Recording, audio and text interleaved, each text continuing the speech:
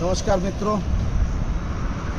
भारतीय दंड संहिताની ધારા 304A પ્રમાણે પહેલાં કોઈ પણ એક્સિડન્ટના કેસમાં ટ્રક ડ્રાઈવર ઉપર 2 વર્ષની સજા થતી હતી.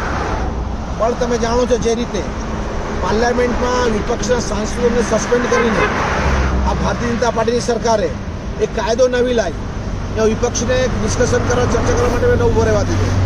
અને એના પ્રોવિઝન પ્રમાણે હવે દંડ સંહિતાના અંતર્ગત કોઈ પણ ડ્રાઈવર એક્સિડન્ટ કરે તેને 10 વર્ષની સજા અને 10 લાખ રૂપિયા દંડ. અને એક નાનો માણસ છે ડ્રાઈવરને બેચારી પરિસ્થિતિ કેવી, 10-15 હજાર માંડ કમાતો હોય અને એ પૈસાથી એની જિંદગીનો ઘર ચાલતો હોય, એ માણસ 10 લાખનો દંડ. કે એને આ એક્સિડન્ટ કર્યો હોય, એક્સિડન્ટ જાણી કરીને ક્યારેય કોઈ કરતો નથી. ડ્રાઈવરથી જે એક્સિડન્ટ થાય છે તો ડ્રાઈવરને જીને પણ એટલો જોખમ હોય છે. એક્સિડન્ટ ક્યારે જાણી જોઈને થતો નથી. ત્યારે આવા નાના માણસોને દબાવવાની ભારતીય જનતા પાર્ટીની વૃત્તિ એ બતાવે છે ત્યારે ભારતીય જનતા પાર્ટી માત્ર મોટા માણસો માટે કામ કરવા માંગે છે, નાના માણસો માટે નહીં.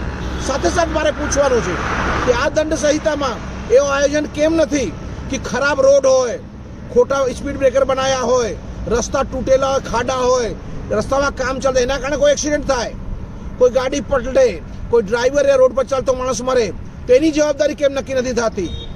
એ જ રીતે આપણે જાણીએ છીએ કે આ કોન્ટ્રાક્ટરો જે આ રોડ બનાવે છે, જે મિનિસ્ટરો આ રસ્તાનો એપ્રુવલ આપે છે, અને એવા અધિકારીઓ, સરકારી અધિકારીઓ જેના બેદરકારીને કારણે રોડમાં આવા મોટા પાયે એક્સિડન્ટ થાય, એની જવાબદારી કોણ લેશે? ખરા અર્થમાં આ એક અત્યાચારી કાયદો છે ને આ કાયદાના કારણે ડ્રાઈવરોને મોટો જોખમ છે, એમની જિંદગીનું નુકસાન છે, સાથે સાથે એને આખી પાયમાલી થઈ જશે.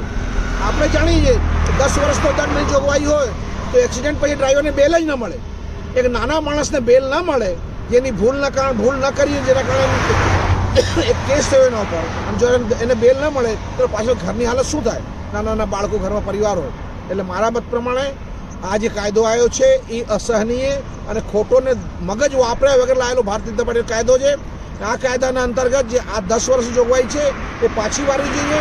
આ સરકાર 700 ખેડૂતોના ભોગ લઈને છેલ્લે કૃષિ કાયદો પાછો લીધો. પહેલા કહેતી હતી કાયદો સારો છે, પછી એ સરકારે આ કાયદો પાછળ લીધો. આ દેશમાં હમણાં તમે જાણો છો આખા દેશમાં ડ્રાઈવરો સ્ટ્રાઇક પર ઉતર્યા છે. હવે ડ્રાઈવરોની અછત છે આ દેશમાં, અને એના પછી ડ્રાઈવરો જે રીતે ઉતર્યા છે, આર્થિક વ્યવસ્થાને નુકસાન થઈ રહ્યો છે. તો સરકારને આ વાળું સિરિયસલી વિચારવું જોઈએ અને વહેલી તકે આને વિડ્રો કરવો જોઈએ. જય હિન્દ.